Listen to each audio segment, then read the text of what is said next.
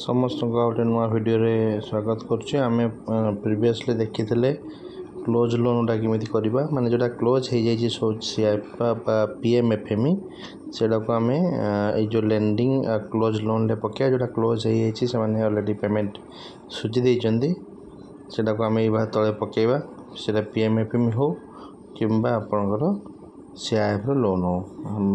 बर्तमान आम जा जोटा रनिंग लोनटा अच्छे से करेन्ट एसेट अच्छी रनिंग लोनटा आम आगे पकईदे जोटा बेसी बेसिक अच्छे से पकईदे आमको लास्ट गोटे गोटे एंट्री अच्छी से कहीदे पारे। देखो रनिंग लिखाई community investment fund loan to member सहीटारे आम ताको एंट्री करार अच्छी जोटा रनिंग अच्छी जो सुजा आईनी से देखो ऊपर मीटिंग पड़ो डेट पड़ जाइए जो कट ऑफ डेट रे सही डेट सुधा आपणकर जी रनिंग अच्छी तार डिटेल्स आमको दवा पड़ो। जानते एसएचजी लोन गिवेन सब लोन टाक एसएचजी को दि जाए।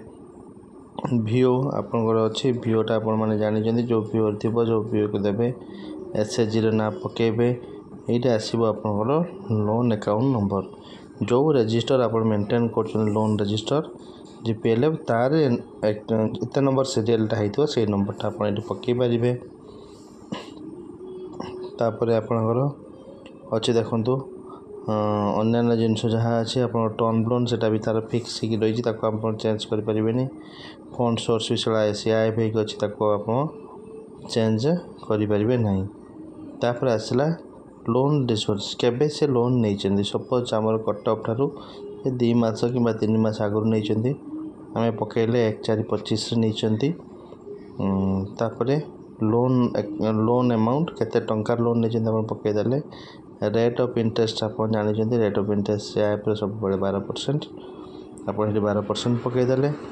तापर ओरिजिनल लोन पीरियड मीन केते दिन से नहीं सपोज 36 मास से नहीं 36 मास में पकईदेली आपणकर बैंक पेमेंट होची अकाउंट नंबर भी मुझेदेली बैंक अकाउंट नंबर। तापर ट्रांजैक्शन चेक नंबर बा ट्रांजैक्शन आईडी चेक नंबर आप 6टी नंबर पकईदे पारे सेटार चेक नंबरटा।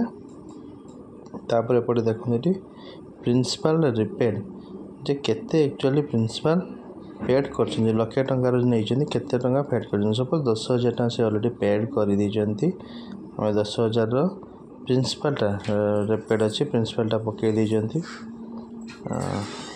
10,000 पकई दी देखो ऑटोमेटिक से आसीज रेस्टा पलि आसो।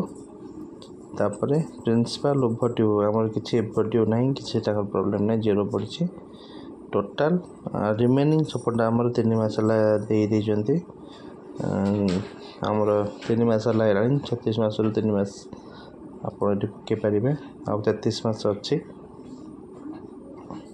तापर इंस्टॉलमेंट आप सब आमर एटा हूँ फिक्स्ड प्रिंसिपल बेस्ड ईएमआई नुहे फिक्स्ड प्रिंसिपल नेक्स्ट आपंकर यही मसर 1 तारिख आप देवे। तो जुलाई मसरे आपंकर कई दिन दबार अच्छी से देवे सहीटार अनुसार नेक्स्ट इंस्टॉलमेंट डेट आप पकई पारे। तो यहाँ आप जो डेट आप देखते लोनटा आम नहीं 1 तारिख में तो से अनुसार आपंकर ये डेटा ये आप जेकोसी डेट आप देखे पारे। सपोज आम 4 तारिख देखेले 4 तारिख से नेक्स्ट ईएमआई से दब जनरेट करदेली देखेदेला आपणकर प्रति 4 तारिख से केमी तार सुझब तार इंटरेस्ट केते दब एटा आपणकर जेहेतु फिक्स्ड रेट अनुसार आपंकर आपंकर इंटरेस्टा कमी कमी जीव सेव करेंगे सेव कलापर एमती घुरी सबमिट हो सबमिट हो गलापर आपंकर देखो जहाँ आम पकईले बालकेश्वर लक्ष्मीनारायण एसएचजी जमी पकईले सब डिटेल्स आम पलि आसला। आपन जो चाहिए ताकू आउ थे देखापी आई उपर क्लिक करके आप देखिपारे आई उपर ना जी भूल अच्छी मारे डिलीट भी कर डेट उपर क्लिक कर डिलीट मारदे।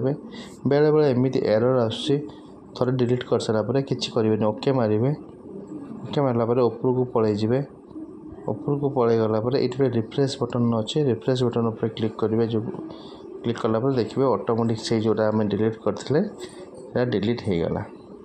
तो आगे समस्त को बहुत बहुत धन्यवाद जे एटा को समस्ते इमिडिएटली कंप्लीट करदेवार अच्छे।